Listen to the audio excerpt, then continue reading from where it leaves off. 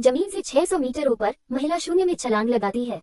वह एकमात्र उपलब्ध समर्थन पर पूरी तरह से निर्भर है। जब वह नीचे विशाल खाई को देखती है तो उसका दिल धड़कने लगता है। घबराहट, वह जल्दी से अपना बैग खोलती है और पानी पीकर खुद को शांत करने की कोशिश करती है। ऊपर ऊंचे टॉवर से एना भयावह दृश्य को देखती है। चिंता से उसका गला रुंध जाता है।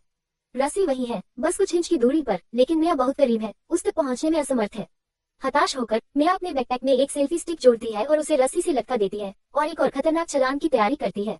बिना किसी हिचकिचाहट के वह हवा में ही बैकपैक पकड़कर फिर से कूदती है। शुक्र है, मिया की ताकत कायम है और वह खुद को स्थिर रखती है। बैकपैक को कसकर पकड़कर एना अपने पास मौजूद हर चीज को खींचती है। अपनी पूरी ताकत लगाकर मिया को एक एक इंच ऊपर चढ़ने में मदद करती है। जीप पहुंच के भीतर है, लेकिन तभी आपदा आती है। रस्सी अचानक तन जाती है, जिससे मिया को जोरदार झटका लगता है।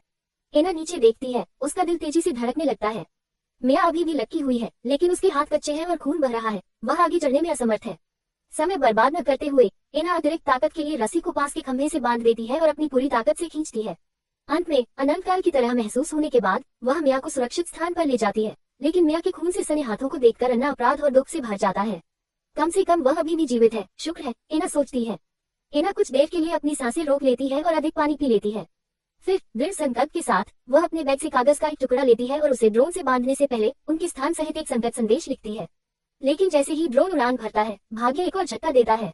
बैटरी लगभग खत्म हो चुकी है। अनिच्छा से अन्ना इसे वापस लाता है, लेकिन इससे पहले कि ये दुर्घटनाग्रस्त न हो जाए, चमत्कारिक ध्यान से वह ड्रोन को मध्य पतझड़ में पकड़ लेती है। लेकिन शक्ति के बिना ये बेकार है, और जैसे कि चीजें बदतर नहीं हो सकती, उनका पानी खत्म हो जाता है।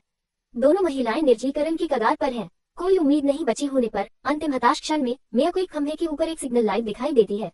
वह अन्ना से ऊपर चढ़ने और ड्रोन को शक्ति प्रदान करने का आग्रह करती है। अपने पैर की चोट के बावजूद एना ने कष्टदायक चढ़ाई शुरू की। मिया नीचे से उसका उत्साह बढ़ाती है। उसकी आवाज जीवन रेखा है।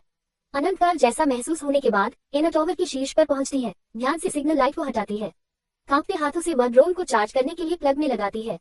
ड्रोन को शक्ति मिलती है। अन्ना का दिल राहत से भर गया। वह इसे सावधानी से पकड़ती है। प्रक्रिया समाप्त होने की प्रतीक्षा करती है। कुछ सेकंड घंटों की तरह महसूस होते हैं, लेकिन जैसे ही ड्रोन पूरी तरह से सक्रिय हो जाता है, आपदा एक बार फिर आ जाती है।